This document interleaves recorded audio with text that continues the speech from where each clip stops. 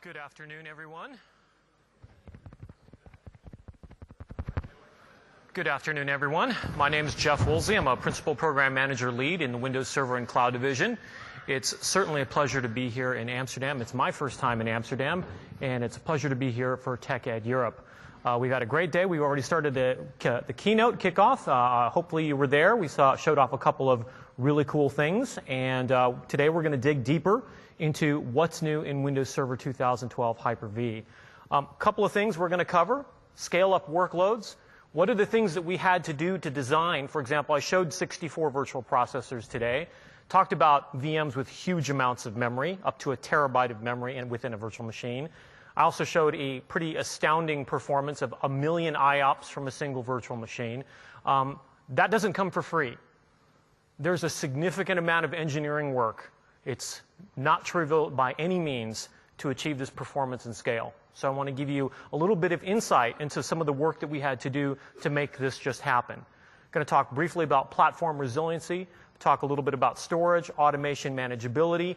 I also may have a little surprise here, something you probably haven't heard about. One thing I want to make sure you're very clear is we cannot cover everything.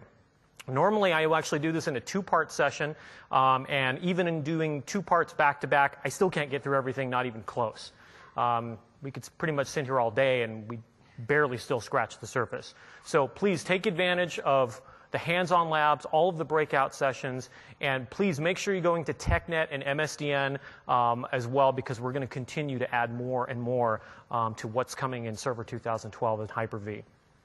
So, first of all, really quickly, before I dive in, I've got to mention one thing, because I've been working on virtualization in cloud for a very, very long time. And I don't know how many times I've had the conversation with someone who says, yeah, we've got cloud. We've got something that manages kind of high level, but we know we've got a lot of VMs, so we've got cloud. And it's very, very obvious in talking with folks that a lot of people really don't understand that cloud and virtualization, sometimes people seem to think they're exactly the same, but there really is a difference between the two. When I think about virtualization, I think about virtualization as where were we, and the problem we were trying to solve was server consolidation. If you look back in the 90s, the answer to every problem was, well, just go buy another server. Just go plug in another server. They're easy to configure. They're easy to set up. They're relatively inexpensive. And we had servers coming out our ears. And in the first part of the 2000s and the aughts, what happened was we started to pay for that. People realized, look, I got servers everywhere. And in fact, while I still have the budget to buy them, I have no place to put them, and I have no power to power them with.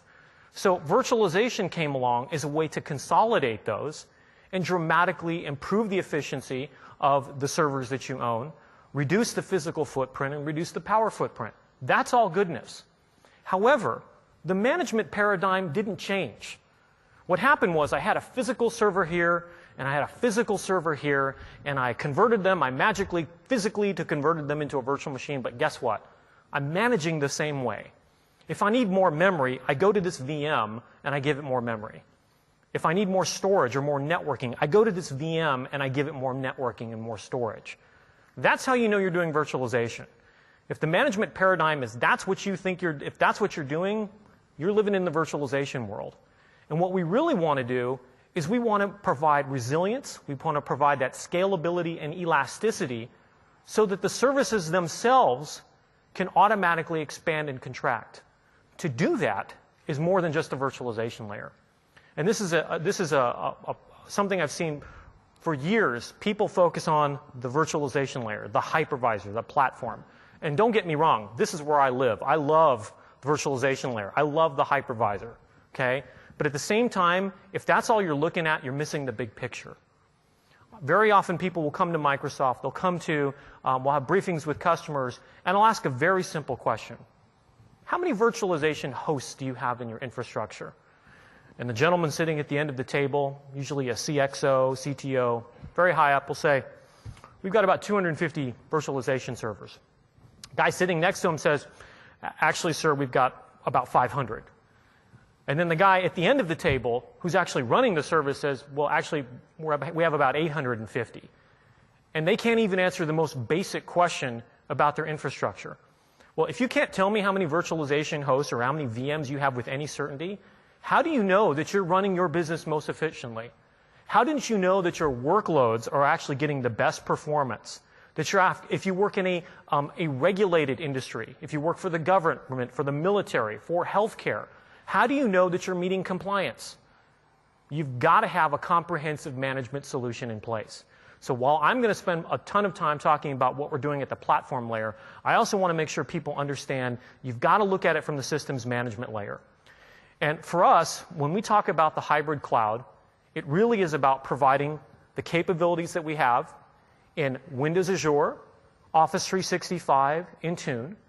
It's also about enabling the hybrid cloud with service providers. And let me be very clear. We have put in a whole bunch of new features in Server 2012 that almost exclusively are for service providers. I'll give you a perfect example. Network virtualization. Maybe some enterprises will adopt it. There are a number of reasons why. But if you're a service provider, this is absolute bread and butter for you. This is exactly what you need to take your business to the next level.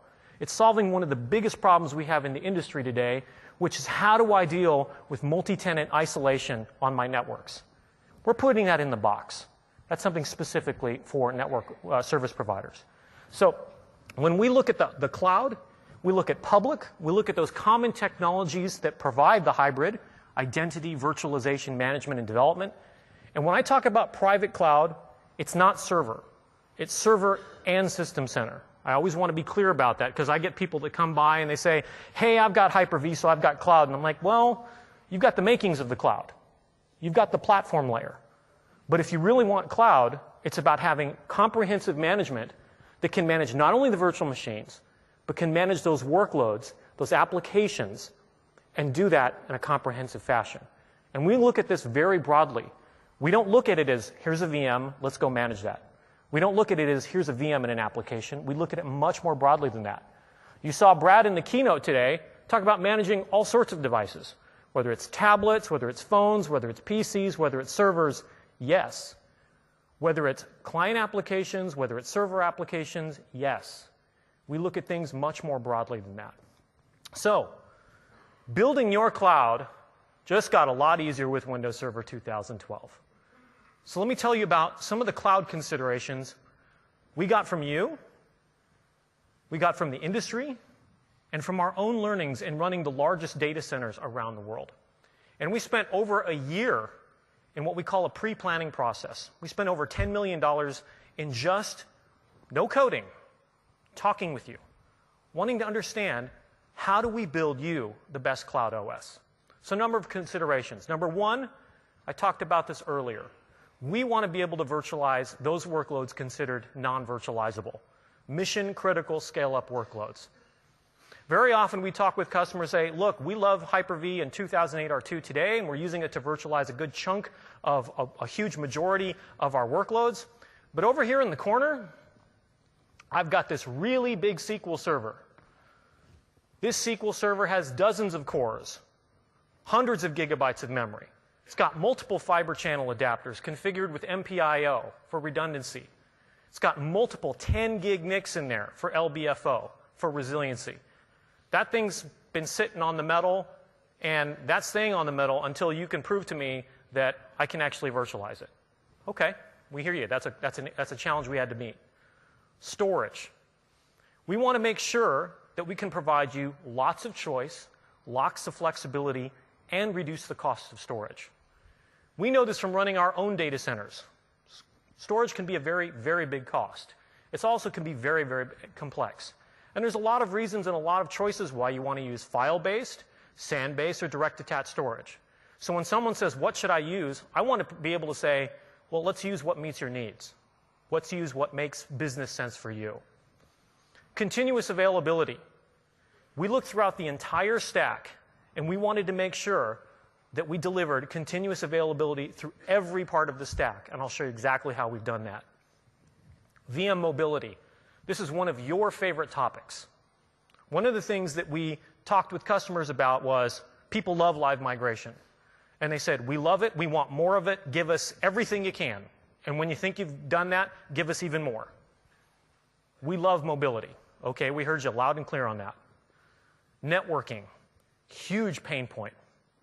Huge pain point. For enterprises, for large customers, for example, large enterprises that go out and buy another company through a merger and an acquisition, or many mergers and acquisitions. I talked to one company that in the last 3 years had bought 12 different companies. I said, wow, business must be good. But at the same time, they were also dealing with, how do we rationalize 12 different networks? How do we make this work? Because we do want to consolidate the data centers. We want to consolidate this infrastructure. But we're going to need to hire someone with a PhD in networking to figure out how to make this work. How do we provide a solution for that? Service providers would tell us, honestly, networking is a huge pain point for us. We want people to move to the cloud. We want to make it easy for them to onboard into our data centers. And right now, we can't even solve some of the most basic fundamental problems, which is, look, this customer wants to come in with 10.0.0.1. So does this customer. In fact, everybody in this room wants to come into my hosting service, and they all want to use 10.0.0.1. And I'm already using 10.0.0.1. So now I have to go tell them to go re-IP all of their workloads. That's no fun. No one wants to have that conversation, because that conversation usually doesn't end well. It usually ends up with someone walking out of the room saying, well, I'm not going to go re-IP all my workloads. Thanks for playing. So how do we solve those types of challenges? So let's start with scale up. Scale isn't just more virtual processors. I bring this up because I've gotten this question for a long, long time. Server 2008 R2, Hyper-V, when do I get more than 4 virtual processors? Give me 8 and everything will be magically good. Well, actually, no, it won't be magically good.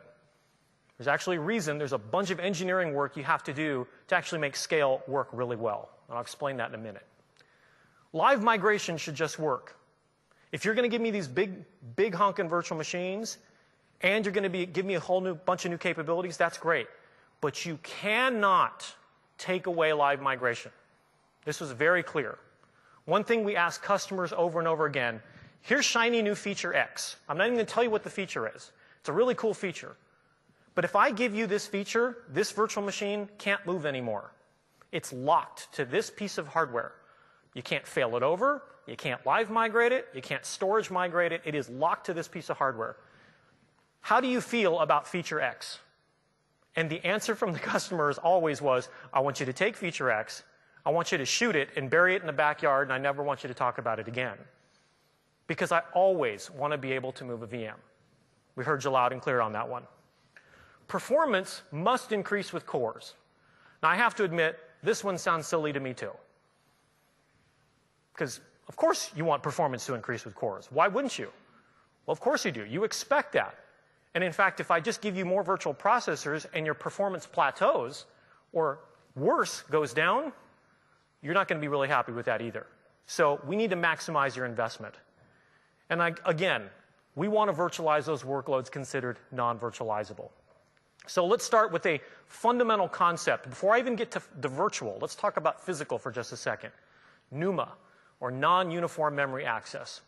The reason why this came up is back in the late 1990s, early 2000s, as we started to get to SMP machines as more popular on x86, what was happening was we had multiple processors trying to perform I/O to devices. And maybe it was memory, maybe it was storage, maybe it was devices on the bus. But they were all sharing that same bus. And the problem is there's a lot of contention, even with 2 processors. And this is before hyper-threading. This is before cores. This is literally 2 processors, single-threaded processors in a system, all this contention. It was a huge problem. And they realized, we got to fix this. And so NUMA came out as a way to help hosts and physical machines scale up. And the way it works is you create what we call NUMA nodes. And in a NUMA node is essentially a grouping of memory and processors. And the reason why you do this is because you want to be able to provide the best locality for CPU accesses, memory accesses, because there's a latency and there's a performance penalty if you have to jump across what we call NUMA nodes. So high-performance applications, SQL, Exchange, or scale-up workloads, they will detect they're running on a NUMA-aware system, and they will make sure that as they perform CPU and thread allocations, they do it with best locality. Now, this may sound like some super high-end feature, but NUMA is something that's been gradually becoming more pervasive, and in fact, you probably have workloads in your environment you don't even know that are NUMA aware. And in Server 2012, we have a great new example in IAS. IAS in Server 2012 for the first time is NUMA aware, and we've seen some massive performance improvements, massive scalability improvements, because the fact that we're now projecting IAS is now NUMA aware. So because of this, that's how it worked on physical. We wanted to make sure that as we started to build these virtual machines with not just 4 virtual processors, not even 8, but 16, 24, 32, 48, 64 virtual processors, you have to make sure that the virtual machine is NUMA aware inside the virtual machine. So let me show you what good NUMA looks like. This kind of makes it easier to understand. This is what good NUMA looks like. This is optimal. Memory allocation and thread allocations are all occurring within the same NUMA node. You can see that memory is populated in all of the NUMA nodes. 1, 2, 3, and 4 all have 4 DIMMs in there, and you can see all of the processors and all of the memory is communicating within each NUMA node. Here's what bad NUMA looks like. The system is imbalanced. You can see that each NUMA node has a different amount of memory. Memory allocations and thread allocations, thus, have to cross NUMA boundaries. You can see there's actually multiple node hops. And if you look at NUMA node 2, it actually has an odd number of DIMMs. So if you're using memory interleaving, there's an additional performance penalty you may be paying as well if you're not taking advantage of interleaving. NUMA node 3 doesn't have enough memory. And in the worst possible situation, NUMA node 4 has no local memory. So every time it goes to perform a memory access, it's a remote hop. It's got to traverse a NUMA boundary. Now, before we had on-chip memory controllers and you had to traverse the front-side bus, this was even worse. It was a lot worse. It got better as we moved memory controllers onto the processor, but still, it's something you really, really want to avoid to get the best possible performance. So this is how it's applied in the physical world. Let me show you how we apply it in the virtual world with guest NUMA. So what we do is we present a NUMA topology within the virtual machine. And the good news is we do all the hard work for you. When you create the virtual machine, we look at the underlying physical topology, and we make sure that we create an intelligent virtual machine that maps to the corresponding resources on the physical machine. The reason why is because when you start installing applications in your VM, SQL, IIS, any of your NUMA-aware applications, and they start to make determinations about NUMA locality, thread locality, CPU locality, you want it to map to the underlying physical resources. The guest NUMA nodes are aligned with host resources by default. You don't need to do anything. You basically say, look, how many processors do I want in this VM? I want 16 processors. Great. We'll do all the hard work for you. Now, just in case you're wondering, yes, we also put the knobs and buttons in there too. So if you decide you think you want to go tweak with the NUMA topology, you think you're smarter than us, we have the expert advanced knobs in there as well, and you can go in there and tweak the NUMA topology. I will say, one of the things we learned at the beta was a lot of you guys had fun tweaking those knobs, but then didn't realize, well, I think my performance got worse because you probably tweaked it in not the right way. That's okay. We have a nice big reset button now. So feel free to play with it to your heart's content. Enjoy it. Try it out. If you think you're in a bad spot, don't worry about it. Hit the hardware reset button. We will then look down at the physical topology, remap, do all of the remapping of NUMA for you, and it's all covered. So you can't get yourself in a bad state. In terms of scale, if you look at where we've come in just a couple of releases, you can see between Server 2008, 2008 R2, and Server 2012, we have just really knocked the doors off scalability. 320 logical processors, just to give you an understanding of how big a machine that is, that's a 16-socket server. Each socket has 10 cores, and then you enable symmetric multi-threading. That's a really big box. 4 terabytes. I can't even remember how much that costs, but I'm pretty sure it's over $250,000 just for the memory. 64 nodes. Massive scale in terms of clustering. In terms of virtual machine processors, 64 virtual processors and up to 1 terabyte of memory. No taxes here.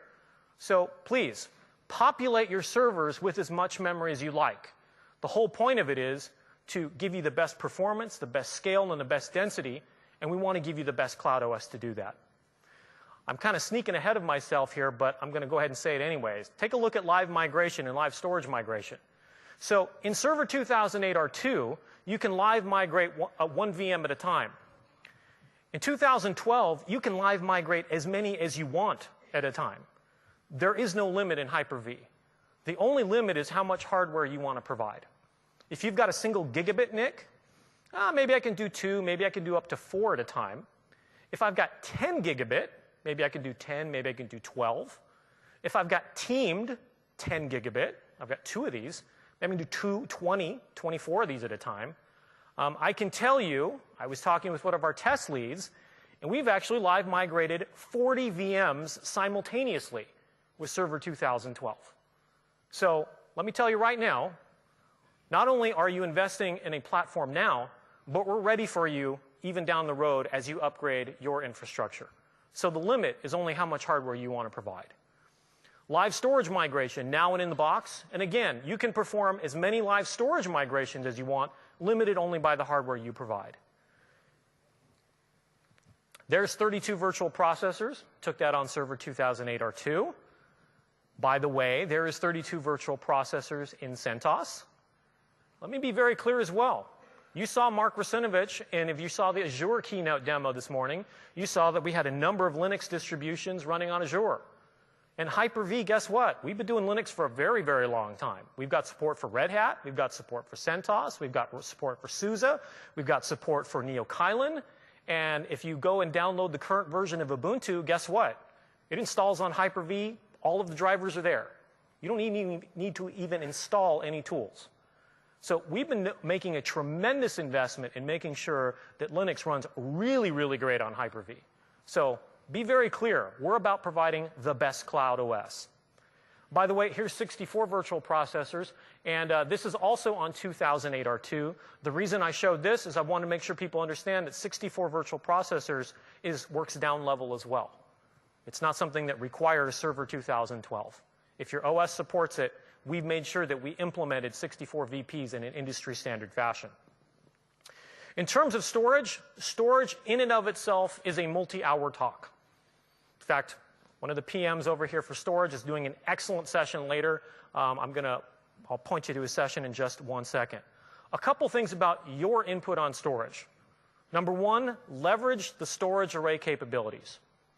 If I've spent 5, 6, 7 digits on a big SAN array, please use it as much as possible. Take advantage of all those offload capabilities. You saw that today in the demo. If you saw me do the ODX demo this morning, I copied over 1 gigabyte per second. When's the last time you saw that? Okay? Copying a 10 gigabyte file in 10 seconds. Well, that's because we're taking advantage of the capabilities in the underlying storage platform. Something you specifically asked for. Native access to SANs from VMs. Remember earlier when I mentioned that big hunkin' SQL Server box over here sitting in the corner? And one of the reasons why people want to they can't virtualize it may not be memory support or core support, but I need native fiber channel access to the SAN. That could be something that limits people from moving to a virtualized world. Help reduce the cost of storage.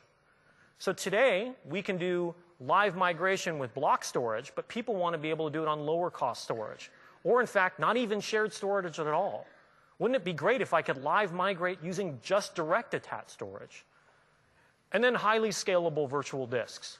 We want to make sure that everybody's talking about big data. We want to make sure that our underlying virtual disk format is never a blocker for virtualization. So you're going to see I've got a couple of these in the bottom right-hand corner. You're going to see that I've got these on a number of my slides here because literally, again, these are talks in and of themselves, and I'd highly recommend checking these out if these are of interest to you. Hyper-V over SMB, which is going to talk about some of our major investments in making remote file storage server work with Server 2012, and a deep dive into Windows Server 2012 Hyper-V storage. A couple things. I'm just going to touch on this. Number one, live storage migration. You want to move a virtual machine storage around from one subsystem to another? In the box, included. You want to get this from the other guys? You're going to go have to buy Enterprise Super Special Plus Edition at $3,500 per proc. We're just including this in the platform. Virtual fiber channel. One of the things we want to be able to do is, like I said, virtualize those workloads considered non-virtualizable.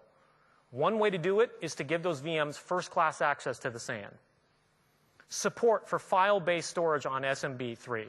Again, literally this is easily an hour talk, if not 2 to 3. Jose Barreto, this guy is just, the file system team have done a tremendous job, and he does an awesome presentation on what we're doing with file-based storage in SMB3. But this is about reducing the cost of storage. About, look, maybe I need a SAN, but maybe there are plenty of reasons why I don't need a SAN. And it's easy for this to become a religious debate about file-based storage versus block-based storage. I prefer not to get into that debate. I look at it a little bit differently. Look at all of the workloads in your infrastructure. I look at it as a very simple question. Do all of the workloads in your infrastructure require a SAN? That's the way I look at it. If the answer is yes, go for it. 99 times out of 100, though, the answer is not really no. In fact, many times I'll talk to folks who say they bought a SAN. I'll say, great, what's on there? Well, my CRM, my SQL, my web, my file, my print servers. I'm like, whoa, whoa, whoa, whoa, whoa. Why your print servers? Why are your print servers on your most expensive storage that you purchased? Why is that? Well, we bought the SAN with all this capacity and we just thought we'd use it. And I'm just, oh, okay, that's one way to look at it, I guess. But wouldn't you rather make sure that that is there for those high-performing scale-up workloads? And what if I could give you a better or different option at a much lower price point with a file server that gives you SAN-like capabilities, like thin provisioning, trim, unmap, deduplication? Doesn't that sound interesting? Yes, it does. So we made huge investments on making sure that Hyper-V supports SMB storage. And then there's the new VHDX format, which I mentioned earlier, gets us up to 64 terabytes per virtual disk. And I always say per virtual disk because I've had a number of people say, that's per VM, right? I'm like, no, no, no, no, no, no, no. That's per disk. And we support over 255 virtual disks per VM. So you're going to run out of physical storage long before you run out of virtual storage. It's pretty much unlimited at this point. By the way, if that's not enough storage, please come on up and talk to me. I'd like to know what you're doing. Native 4K disk support and online meta operations. If you used our snapshotting capabilities in Hyper-V in the past, it's a very powerful capability, but it required downtime to merge those snapshots. Not anymore. All that is live now. Merging of snapshots just happens without any downtime. Very cool, very seamless. I showed you ODX support earlier today in the keynote. Just tremendous capability in terms of performance and scale. And briefly, let me explain what ODX is doing. So as I talked about in the keynote this morning, generally the way Windows has worked in the past, if I'm doing just a file copy, how does that work? Well, I read from the source and write to the destination. Read from the source, write to the destination. And the server performs all of these actions, and it will make sure that everything gets over there. It will be proper, and it'll happen. It'll take some time, but eventually I've copied everything from one location to the next. In Server 2012, now it's different. Server goes to storage and say, by the way, do you support ODX? The storage comes back and says, why, yes, I do. Great. Here's a token. Please perform this copy and give me status updates while you're doing it. OK. So instead of the server performing the reading and writing, the array is actually doing the copy. The server, there's no I/O between the server and the array. It's happening securely. And in fact, on the array side, it could be literally moving pointers. So instead of actually copying multiple terabytes of data, it could be saying, no, here are the pointers, you're done. Something that could literally take hours or even days can be done in minutes, if not seconds. It's a powerful new capability. It's also standards-based. We did this work. We took it to the standards bodies. It's been ratified, and we're working with every storage vendor out there. And one key point I want to make is if you're looking at buying a new storage platform, make sure it has ODX. If it doesn't have ODX, stop the conversation and say, please show me your ODX systems. And I can tell you, every storage vendor out there we've been working with is jumping all over ODX. Very powerful capabilities. I showed you copying this morning, but what's great about ODX is it's inherently part of Server 2012. Hyper-V just magically uses it. When it's there, we take advantage of it. For example, creating fixed disks. Today, when you create a fixed disk, how do we do it? Well, say I need to create a 10 gigabyte fixed disk. What do? We create a single file. It's 10 gigabytes. We zero the whole thing out. And that zeroing is what takes quite a bit of time. In fact, I asked the storage guys, on a standard desktop laptop, how long does this take? And they said it takes about 3 minutes. I said, great. How long does this take on an ODX system? And they said, oh, come on over, let me show you. He said, Jeff, by the way, don't blink.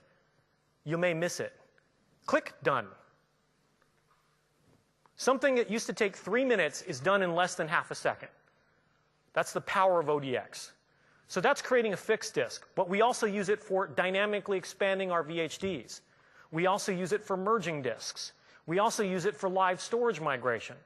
So if you're live storage migrating and you've got ODX, we will just transparently take advantage of it. And if ODX isn't there, then we just fall back to the way we've always done it. So it's really a win-win for everyone.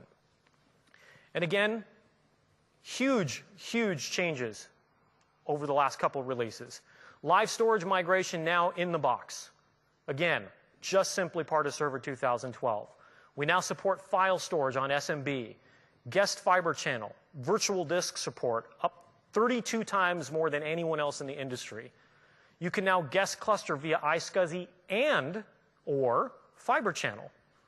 Native 4K disk support, VHD merge, new parents, all of these capabilities simply included as part of the platform. So one thing that gets very interesting is we talk about cloud, and inevitably it gets to this question. Jeff, I like what's going on with cloud. I get it. I want to be able to pool my resources, whether it's storage, whether it's networking, memory, compute, and I want to be able to use them most efficiently. I get it. I love this idea. But there's something that really keeps me up at night. It's about securing that data at rest. In fact, if I take kind of all of the questions that I've received, I can kind of boil it down to this one. Jeff, I've got good processes in place, but what other safeguards can I use to protect my data? For example, listen, I make sure that I hire only the best people. I work in a highly regulated industry, healthcare, pharmaceuticals, government, military. We do background checks. We only hire the best people. I'm not worried about that. I'm worried about the whoops moment, where I have an inadvertent data leakage and something goes out the side door, and it was really, really important data. Let me give you a couple examples. One, this is a US power company. They have good processes in place to either physically destroy their drives or scrub them to US Department of Defense standards. And what happens is they bought a whole bunch of new servers, and their old servers go to a third party to dismantle them, to destroy them, and maybe to possibly resell some of the parts like the disks after they scrub them. And so they degauss the disks, or they overwrite the data with a minimum of 3 specified patterns according to the DoD. Well, unfortunately, in this case, the data on those drives simply didn't go through the process. There wasn't a bad guy involved. There was nothing malicious. It was, we thought we went through the degaussing process. We thought we went through the process to overwrite the data, and it didn't happen, and they ended up being sold on eBay. Customer information, credit card information, billing information, confidential employee information, confidential emails. According to Gartner, about a third of companies use outside firms to dispose of PCs and servers. So this is definitely a real scenario. Every so often, someone will say, yeah, Jeff, but we're better than that. That won't happen to us. We've got more defensive measures in place. Okay, here's one that just happened. This is HIPAA. Stolen hard drives. A large medical provider just a few months ago is paying $1.5 million to the US Department of Health and Human Services. Now, their argument was, look, we shouldn't have to pay anything. Yeah, there was a theft of 57 hard drives. And yes, it contained protected health information for over 1 million individuals. How would you like your medical information, all of your most personal information just out there for anybody to get to? Well, they said, look, we secured this. This was secured by security patrols going around the building. This was secured by biometric scanner. This was secured by a key card. This was secured by magnetic locks. And this was secured by keyed locks. We shouldn't be fined for this. We clearly put a whole bunch of security safeguards into place. And the response from the U.S. Department of Health and Human Services was, the data got out. You clearly didn't do enough. And in fact, if we could find you more, we would. Because this is the most private data that people have. 71% of healthcare organizations have suffered at least one data breach within the last year. So we look at this as a very huge problem we want to help solve. Whether you're in healthcare, medical, government, military, you name it. A critical safeguard for the cloud is BitLocker encrypted cluster volumes. This is something we've never had before that we're introducing in Server 2012. We've had BitLocker, and BitLocker works great, but it only worked on direct attached storage. So for example, when the military goes into battle and they take their servers, those servers are encrypted with BitLocker. And if all of a sudden I have to make a hasty retreat, standard operating procedure is to take a grenade, put it on the server, and run that way. Now, if the grenade takes out the server, all is good. If the grenade doesn't take out the server, it's okay. Because even if the bad guys pull out the disk, plug it into another machine, there's only two options. They can type in the BitLocker PIN, or they can format the disk. That's all you can do. Those are your only options. Well, now, we're bringing this to cluster volumes. So now with Server 2012, you can create the biggest, baddest clusters in the industry, 64 nodes, 4,000 virtual machines, but you can now encrypt the cluster volumes. This is really important, because if one of those disks gets out the side door, doesn't matter. All the bad guys can do is format it. Look at those two examples I provided earlier. The disks that were sold on eBay, the disks that were stolen. Doesn't matter. That's the kind of safeguard that you're looking for to make sure you're not letting important data leak out the side. BitLocker encrypted cluster volumes integrates with Active Directory. It integrates with clustering. It integrates with group policy. And of course, Hyper-V plugs into all of this. In addition, one of the questions I get asked all the time is, yeah, what about performance though?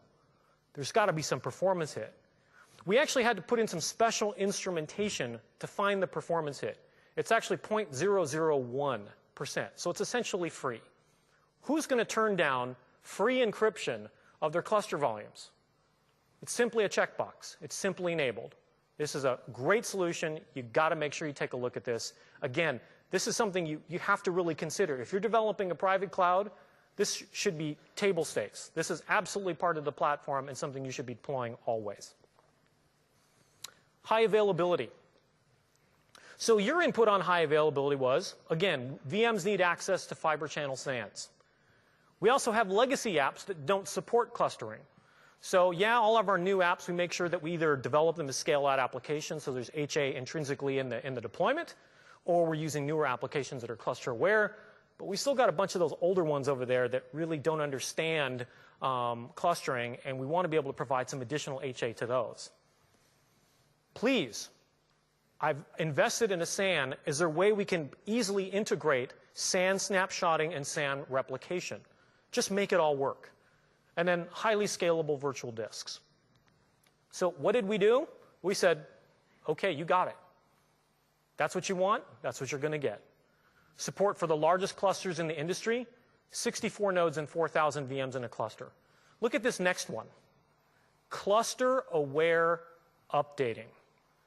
This actually, to me, is one of the coolest features that, honestly, we have a challenge in Server 2012. We literally have so many cool features, we're having a difficulty telling you about all of them because there are literally so many of them. This is a perfect example. What is cluster-aware updating? Well, let's think about this for a second. Say you deploy a 16-node cluster. Okay? You're running Hyper-V on all 16 nodes. And you need to patch them. And I'm not talking about the VMs, okay? Because you can always live migrate VMs off. But I want to patch the hosts. Now, today, that means, okay, I can go and live migrate the VMs off, take them offline, patch them, bring them up, and it's a manual process. I could do this, and I could probably write some PowerShell and do some automation. We've made this even easier. In Server 2012, we have cluster-aware updating. You literally walk through a wizard and say, hey, you know what? I think I want to patch the cluster the last Friday of every month. Okay, so the last Friday rolls around, and it's 11 p.m., everyone's long gone, and guess what happens? Node 1 is put into maintenance mode. Automatically, all the VMs are drained. All the patches are installed. It reboots. It goes to node 2, evacuates all the VMs back off, completely drains all the nodes, installs all the patches, and literally goes through every node in your cluster automatically without user intervention. That's in the box, folks. Okay? That's all part of cluster-aware updating. And if you prefer, if you'd like to be there, great. There's a nice big, hey, let's patch it right now button, so you can sit there and watch it do it as well. So you got them both. But that's a very powerful capability, and I'm not kidding. We literally have so many features, it's difficult for us to even convey these to you because there's so much in the box. Cluster-aware updating is a perfect example of that. Cluster shared volumes, CSV. That's the underlying storage mechanism that we use to provide concurrent access to multiple nodes simultaneously to storage for Hyper-V. We've made some huge changes in cluster shared volumes. One of the biggest ones is around backup. Today, if you want to back up in Server 2008 R2, you'd have to back up one node at a time to get the best possible performance. In 2012, you can perform, all of your nodes can perform parallel backup simultaneously with absolute best possible performance. And that's because of some changes we made in CSV. Cluster-wide task scheduling, inbox live migration queuing. Literally, this is a session in and of itself, which is why I urge you to take a look at WSV 430. Cluster shared volumes reborn, a serious deep dive. This is easily an hour or two talk in and of itself. Guest fiber channel. One of my definite favorite cool new features in Server 2012. Because again, look at that big SQL box sitting over in the corner. I want to be able to make sure that SQL has full first-class access to my SAN. It's why I bought the SAN, in fact, because I have this big SQL workload. Well, today it's got MPIO, I'm probably doing guest clustering, and I want to make sure that I have first-class access to the SANs. That's exactly what we're delivering in Server 2012 with virtual fiber channel. And let me be clear, this is real fiber channel in the VM. This isn't some faked out fiber channel. This isn't some emulated fiber channel. It's real fiber channel. And there's a couple of key tenets that went along with virtual fiber channel. Number one is we want to make sure that you zone and mask it the same way you zone and mask a physical machine. If you have to zone and mask your VM in a different way than a physical machine, your virtualization provider is doing it wrong. Completely and totally and utterly wrong. The way you do fiber channel is you zone it and mask it exactly the same way. You assign worldwide node names and worldwide port names to your virtual fiber channel. You zone it and mask it in the storage fabric, and lo and behold, it's all there.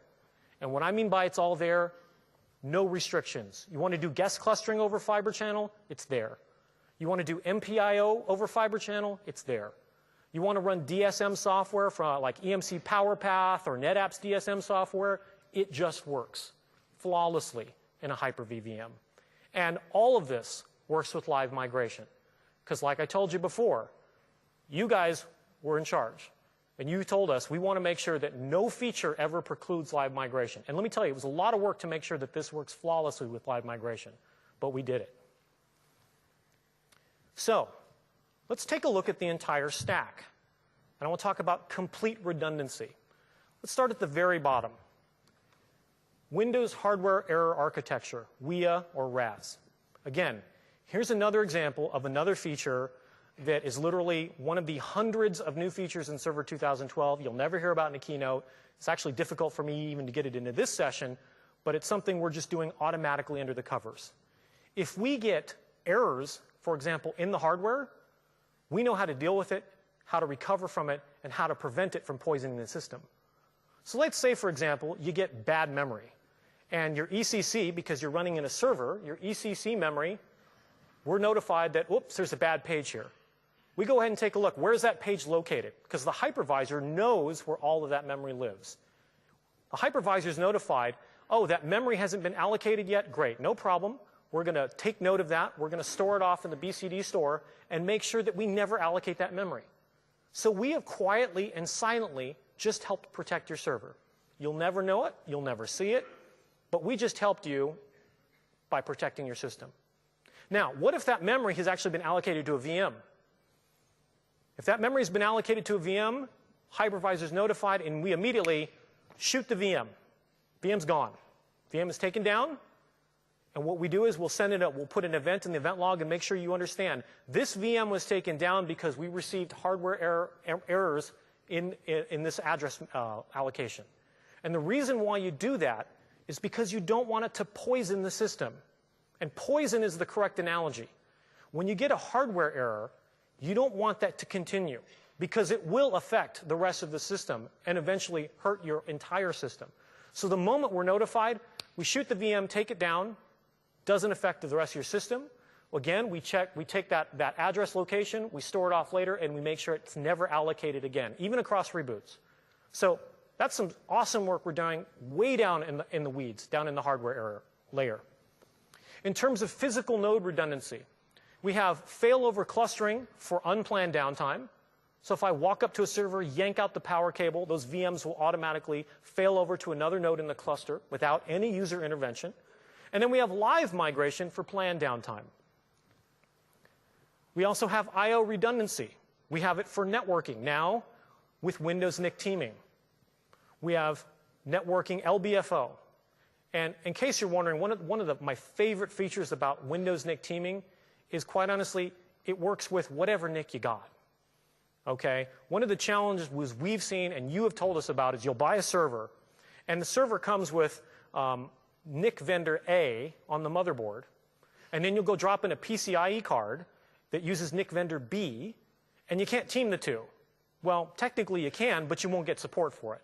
NIC vendor A says, yeah, we don't support you teaming to NIC vendor B, and NIC vendor B says, no, we don't support you teaming to NIC vendor A, and the guy who sold you the server says, yeah, we don't support any of that. So what ends up happening is you have siloed NICs. Well, with Windows NIC teaming, you can team them all, and we'll support you. In fact, I was talking with one of the program managers in networking. He's got a server with 12 different NICs from 12 different vendors, and it all just works. How cool is that? So NIC teaming in the box. MPIO, we've had that in server for a very, very long time. We've now introduced multi-channel SMB. And again, that's covered in another session. Definitely you want to check out the SMB stuff. But essentially, it gives you redundancy at the SMB layer. Application service failover. So there's a number of things we've done here. So what happens if you're running a guest application and it's not cluster aware? So you've got some older legacy application. Wouldn't it be great if there was a way to track some sort of lightweight health monitoring to track the applications running in a VM that aren't cluster aware so that you could restart the service automatically without having to move a VM, or in fact doesn't even need to do anything with the VM because it's actually happening within the VM? Well, we now have app monitoring in Server 2012 to help you exactly with this issue. So for those older applications, for example, that don't understand clustering, you can now improve the availability for that and provide some lightweight health monitoring. You can do guest clustering now, not only over iSCSI, but with fiber channels. So you've got an additional redundancy layer there. You can also team guests using SRIOV. And SRIOV will be covered in another session, but SRIOV is single root I/O virtualization. At a very super high level, it allows us to essentially map a NIC into a virtual machine. It allows us to get 10 plus gigabits per second into a VM. So for, again, that big massive hunkin' SQL server over there that you've got lots of NICs attached to, you're going to care about this a lot. SRIOV is also built into Server 2012, and you can team with it as well. Then if you finally go up to the top of the stack, we've got a great solution here with Hyper-V Replica. Hyper-V Replica is asynchronous, application-consistent virtual machine replication built into Windows Server 2012. Built into Windows Server 2012, VM replication. So if I want to replicate, say, from Amsterdam to London, no problem. Amsterdam to Paris, no problem. Heck, Amsterdam to Redmond, let's go. Because it's asynchronous, allows us to stretch really far, allows us to do VM replication, and it's included in the box. It's also unlimited, which means you can replicate as much as you want. We don't charge you for every VM that you replicate. We'll let the other guys do that. In addition, we've done a tremendous amount of work with cluster shared volumes to make sure it'll integrate with your storage replication. So, for example, today, if you buy a SAN, very often one of the capabilities in a SAN is they provide synchronous replication. Not async. Well, actually, sometimes they do async as well. But you'll buy synchronous, which is their high-end synchronous replication. And one of the things we made sure is cluster shared volumes now just plugs right in to synchronous replication and also works with your VSS snapshots out of the box. So if you look up and down the entire stack, guess what? Not only are you covered, but you're covered in multiple ways on different types of I/O, application, hardware, I/O, and even across clusters and even across data centers and even around the world. This is a huge change and a huge amount of capabilities that we're delivering in the Server 2012. So now let's get to one of your favorite topics, complete VM mobility. This is the one that you told us about. Please, give us as much mobility as you can and then some. So live migration with HA. This is what we do today. We do this with Server 2008 R2 Hyper-V right now. You create a cluster, you can live migrate VMs around. But with Server 2012, now you can do, again, unlimited live migrations, limited only by the hardware you want to provide. The more hardware, the more bandwidth you give us, the more virtual machines we can live migrate simultaneously. We're now adding support for SMB. So now we can reduce the cost of storage. We can do it on file-based storage. Doesn't need to be on a SAN anymore. And of course, live storage migration. So now I can move the underlying virtual disks without any downtime. So for example, I just bought a new SAN, or I want to migrate from my file server to a SAN, or from direct attached storage to whatever. It doesn't matter. It's completely live, and it's in the box. And again, only by resources. But wouldn't it be great if you could live migrate a VM with nothing but an Ethernet cable? No shared storage, no clusters, no file shares, just an Ethernet cable. This is long considered the holy grail of live migration, which is why we're introducing shared nothing live migration. So let's hop on over to my demo machine here.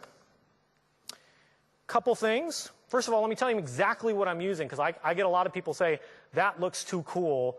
How much racks of gear do you have? This is literally 2 laptops, just so you know. 2 laptops.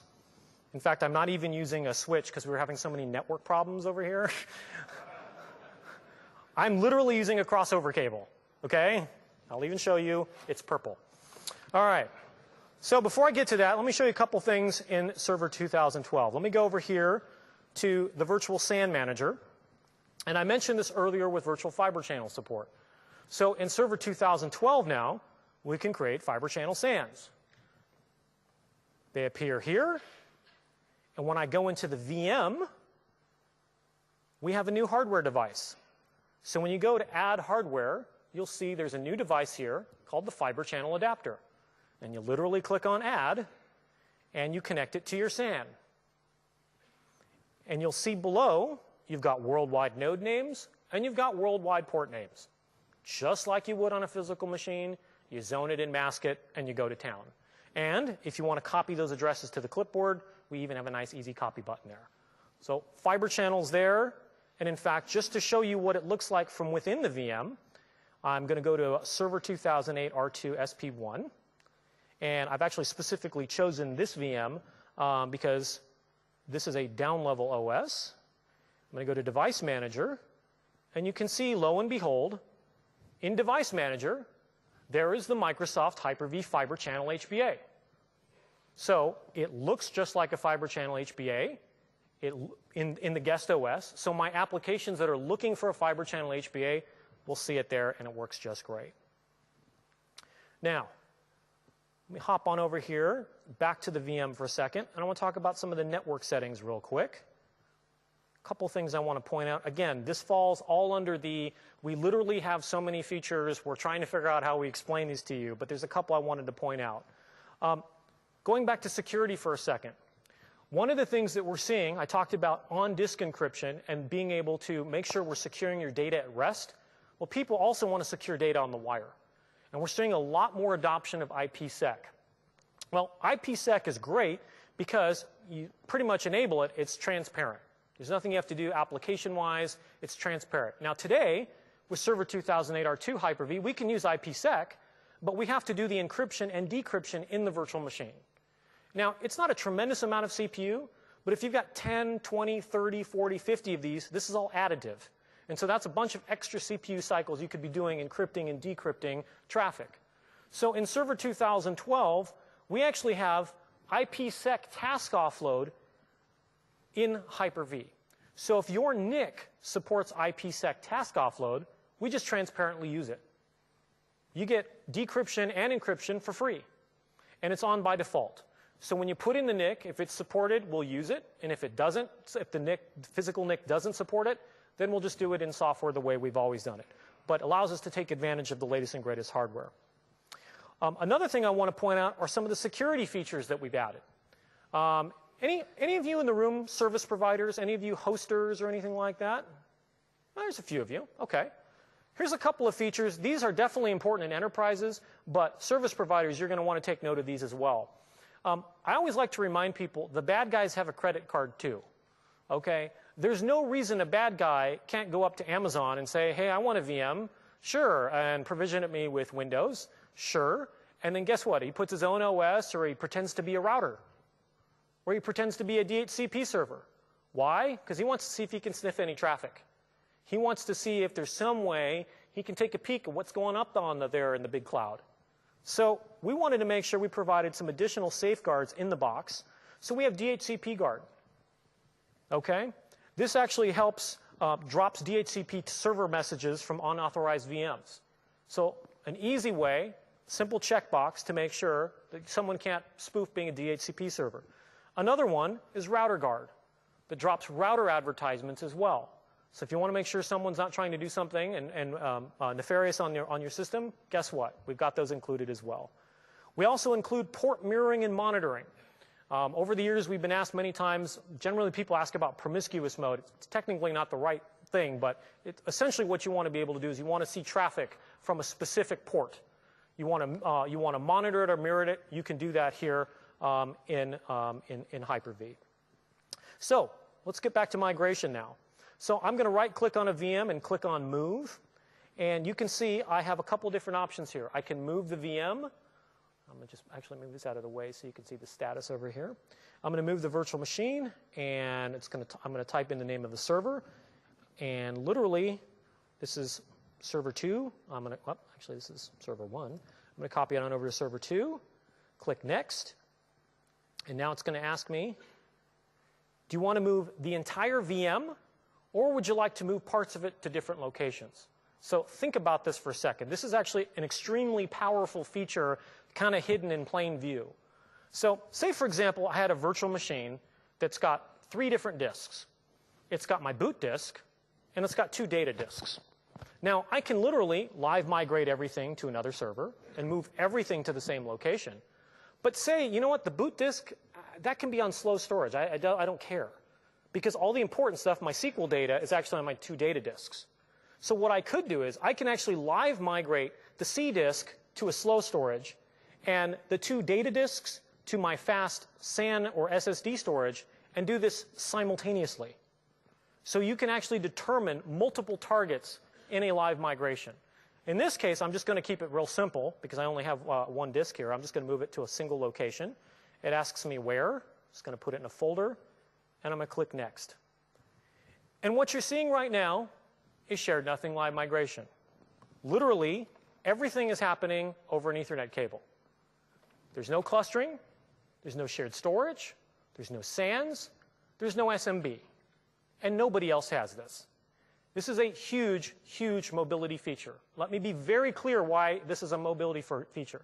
Number one, it's not HA. Okay? If I throw the system on this machine down and shatter it, that VM's done. There's no HA. I haven't enabled clustering. This is not a high availability solution. It's a mobility solution, and a very powerful one. Let me tell you why. Today, you set up a cluster, 16 nodes. You put a whole bunch of VMs in there. It gets full. So you set up another cluster.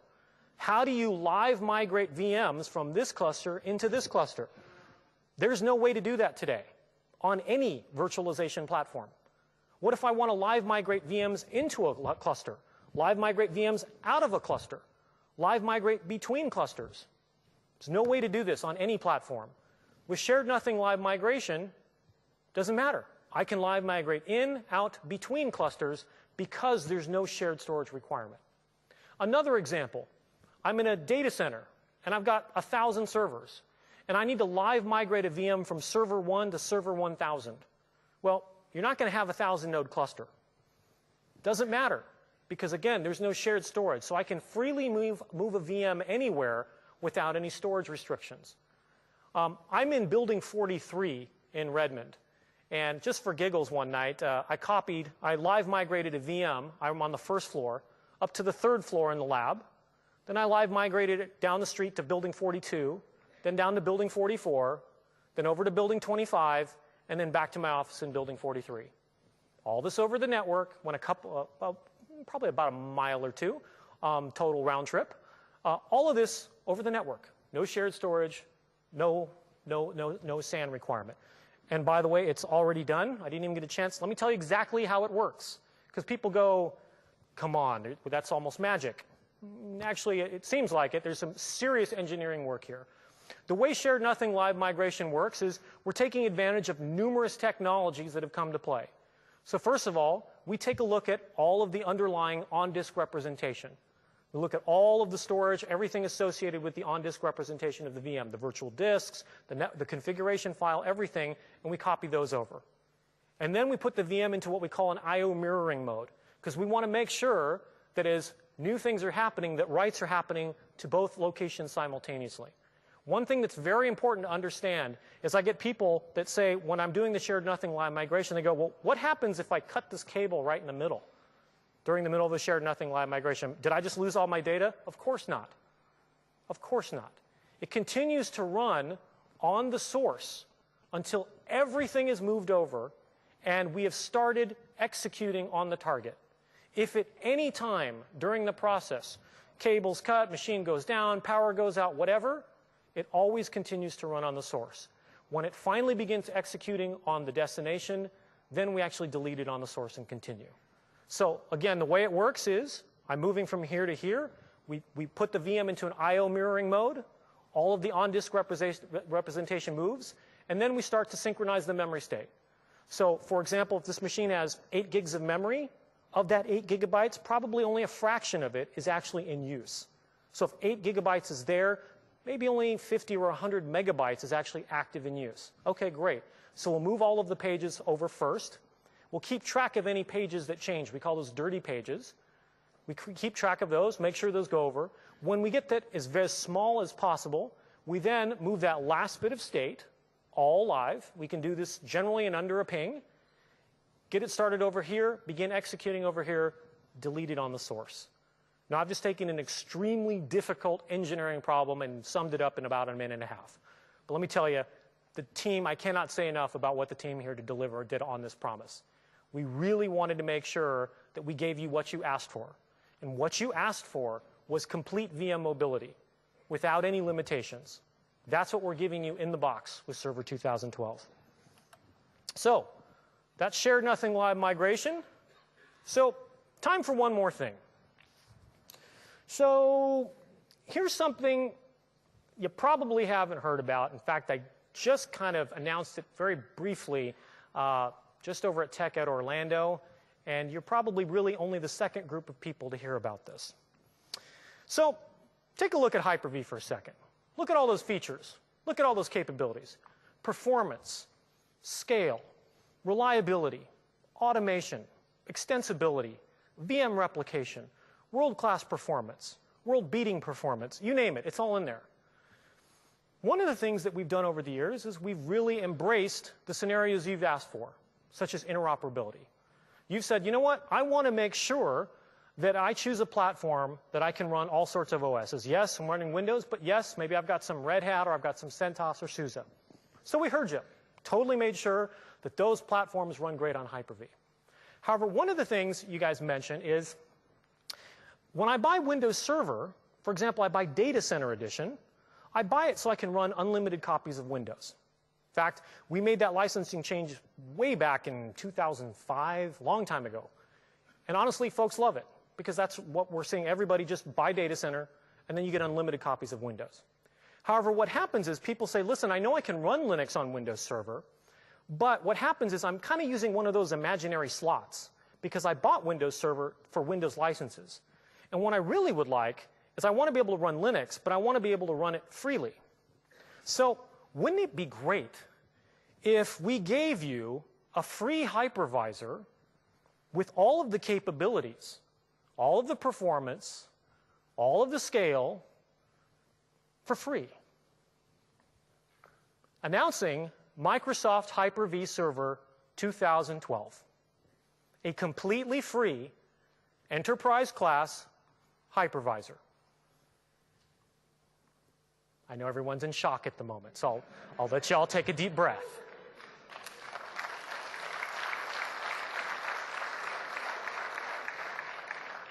The first stage is shock. The second stage is denial. The third stage is acceptance. And the fourth stage is, Jeff, where's the URL so I can download this thing right now? So let me explain this to you. Hyper-V Server, this is actually going to be our third major release of Hyper-V Server. We've delivered this for many years. And it continues to get better and better and better based on what you ask for. So what is this? First of all, it is a free hypervisor. It is Hyper-V. It is the real bits. Now you'll notice, look at that gorgeous command line. Have you ever seen a command line that looked as beautiful as that? That's the interface, boys and girls. That's it. Okay? Now let me be very clear. This is where everybody goes, aha, that's it. He's going to make me buy System Center, right? No. You can manage this with our free remote server administration tools. It's been free for years. I know the other guys are out there saying, no, Microsoft has got some hook or some catch. I'm here to tell you, it really is free. It is the real hypervisor. It does not include any guests. So let me be very clear. You don't get unlimited copies of Windows. This is not Windows Server. This is just the hypervisor. But if you want to run Linux, guess what? You can run Windows Server and Windows VMs. You can run Hyper-V Server and Linux VMs. And guess what? You can manage it all from System Center because it manages all these platforms. In addition, I'm going to say it again, it is a free ISO. You can download from Microsoft.com. It's designed for remote management. So when I say, look at that beautiful command line, I'm actually not kidding.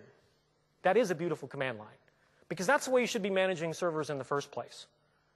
Okay? How many times have I talked to a customer and I find out they're having all these weird problems on their servers and they're doing all sorts of things on their servers that they shouldn't be doing in the first place? I'm not kidding. I was just at TechEd Orlando and I was talking with a customer who basically said, yeah, we just bought another company. I'm looking at their IT, and they've been doing all sorts of bizarre things. And I said, well, give me an example. He's like, they're running QuickBooks on domain controllers. I said, you'll have to pardon me, sir. I'm going to need to sit down. And that was just the tip of the iceberg. Hyper-V Server is designed to be managed remotely. So that's what you get. The goal here is quite simply, you want to join the domain, add your administrator account. You can configure whether you want to use Windows Update or you want to update through another mechanism. You basically configure all of the box, and then you manage it remotely. So why would I use this? Number one, VM consolidation of Linux. Number two, VDI. So think about this. If you're thinking about doing a VDI deployment, certainly Windows Server is an awesome solution for it. But if you're buying Windows Server, you're buying it to get server licenses. You actually don't, in a VDI environment, you need client licenses. If you use Hyper-V Server, It's perfect. You get the hypervisor. It's completely free, has all the capabilities, all the performance, everything you're looking for, and you just put your VMs on top of that. And then finally, for hosters. For hosters that want to be able to manage all sorts of different platforms, this way you can manage Linux, do it in a holistic way, using System Center, using PowerShell, using your own tools, doesn't matter, because our APIs are wide open.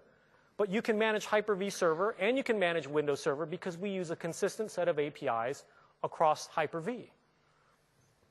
So I had to put this next two slides in here because, I just mentioned this in recently. This just information is starting to come out. And the questions are, people can't believe this. So is this an evaluation version? Is there activation? No. And no. This is an enterprise-class hypervisor for everyone. Is this supported in production? Yes, it has been since day one for many years now. Does Hyper-V Server have reduced or limited scale? No. I'll get to that in just a minute. Is System Center required for live migration or live storage migration? No. Think about that for a second. We are giving you live migration and live storage migration. The other guys, well, you know what they cost. This is all in the box.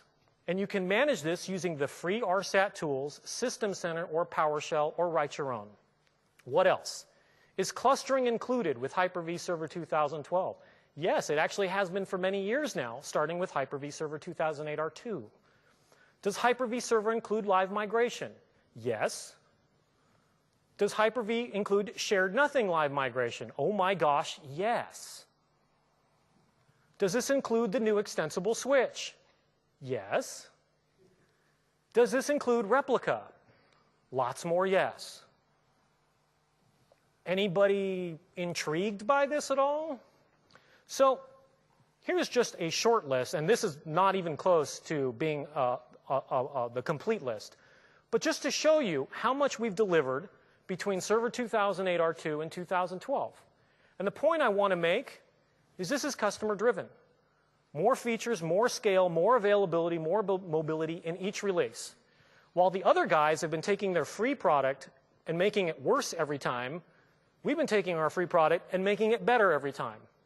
And guess what? A lot of people, while Hyper-V Server is not very well known, people are definitely hearing about it because we're now seeing over 12,000 downloads a month of Hyper-V Server. And we've been seeing this for a very long time. So clearly people are getting the word, even though we're not actually talking about it a great deal. So there's the inevitable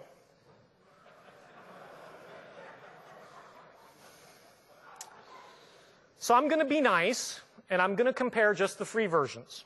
Okay? I think that's an apples-to-apples comparison, and I'm not going to pile on here.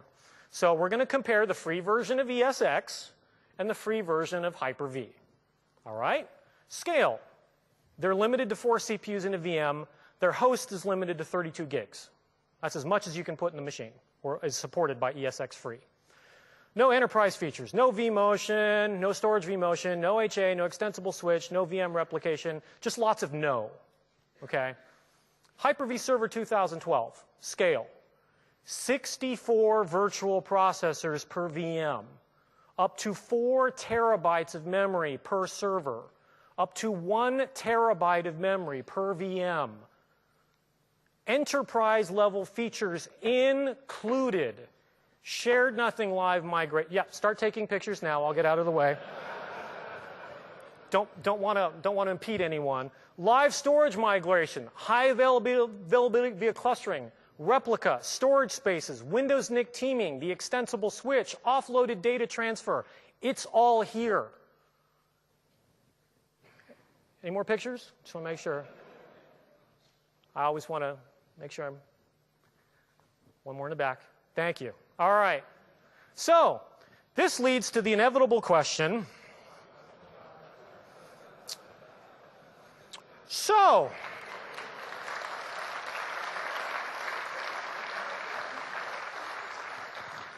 I got this really expensive stuff over here, Jeff, and any chance you could make it easy for me to convert it to Hyper-V 2012, we're announcing the Microsoft Virtual Machine Converter Beta. Long overdue, it's here. And let me show you very quickly what it's designed to do. First of all, it's tiny. It's 4 megabytes. Megabytes. Very small. The whole goal is to provide you a simple and easy tool that you can download, a low-risk option to help you easily convert your VMs. And it's not disks. I want to be very clear. It's the entire VM. Converting disks is actually easy. It's just an image conversion, okay? Converting VMs is where you actually look at the configuration, make sure you're looking at all the number of processors, the number of NICs, the amount of memory, and packaging up the whole thing along with the disks and converting everything. In addition, we'll uninstall the VMware tools and we'll install the Hyper-V integration services. And we have it as an easy-to-use wizard GUI to walk you right through it. In fact, let me show you what it looks like. Step 1, select your ESX server or your vCenter server. If you select a ESX or vCenter server, it's going to give you a list of VMs. Type in the IP address, your username and password. It'll give you a list of VMs. Select your VM to convert. It'll ask you, what do you want to happen with the source? Do you want to leave it running? Do you want to turn it off after it's converted? Do you want to start it up on the target machine, or do you want to just put it in do you want to leave it off? You choose. You select a temporary folder. Type in username and password because we're going to be installing integration services for you. You can choose the type of VHD that it's converted to. Is it a fixed disk or a dynamic disk? And guess what? You're done. Now, you'll get this warning. In fact, you'll get this warning every single time because the folks at VMware seem to think that floppy disks are cool. We haven't used floppy disks, well, ever on Hyper-V. Virtual floppies, that's really cool in 1998. VMware likes to use virtual floppies, so we just ignore virtual floppies, so just to give you that. And then you'll click on Finish, and it'll go through a process, and it's done. And how long it takes really depends on how big the disk is, how fast the storage is you have, but eventually you end up with a complete virtual machine that you can run in Hyper-V. The converter beta, currently right now, works with vSphere 4.1 and vSphere 5. It converts today to Server 2008 and Windows Server 2008 R2 and Microsoft Hyper-V Server 2008 R2 SP1. The current beta as of today doesn't support Server 2012. You can expect that's about to change very, very soon. And it's available right here. So I will again get out of the way for people that like to take pictures. These slides will be available, so you can always download these as well. But that's where you can and should download the current Microsoft Virtual Machine Converter Beta. It'll be freely available, easy to use, less than 4 megabytes. There you go. So, Server 2012, comprehensive and deep. When we think cloud, it's more than the virtualization layer. Yes, I've focused on Hyper-V, but we've done a tremendous amount in storage, in networking, in automation, in replication, in extensibility, in manageability, you name it. It's all there. Nothing from Microsoft, and I mean literally nothing, has ever been this ambitious from Jason Perlow at ZDNet. Hundreds of thousands of downloads of the beta. Our TAP customers, I'll be honest with you, one of the questions I get asked all the time is, Jeff, this sounds really, really good. Here's a tough question for you. What's the biggest problem that you've had with Windows Server 2012? And be honest, what's the biggest problem you've had since Server 2012? And I said, that's an easy one. The biggest problem we've had since Server 2012 is since the beta got out and we've had people downloading it, we've had more people, I've had people calling us up requesting and trying to demand us to support them in production right now because it's that good. And there's a reason why we've been running it in production for a very, very long time. It's really, really a fantastic release. So, Server 2012, the definitive cloud OS, designed for mission-critical scale-up, storage options galore, whether it's fiber, whether it's SMB, whether it's VHDX, all sorts of storage options. High availability throughout the entire stack. PowerShell automation engine is built entirely through Windows Server, and everything that you saw me do in Hyper-V is automatable through PowerShell.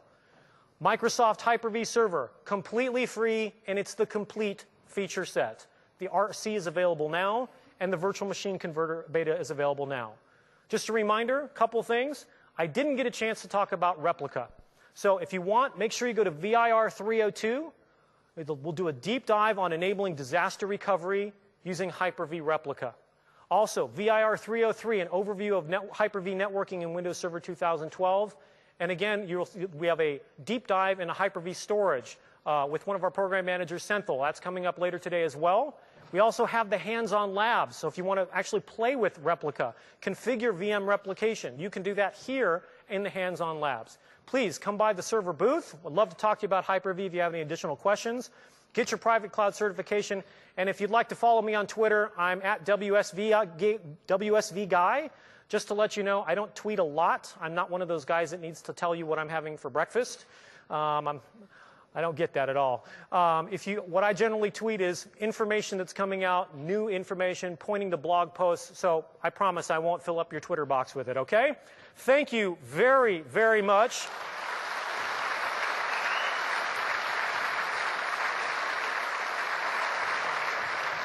Enjoy the rest of your time at TechEd.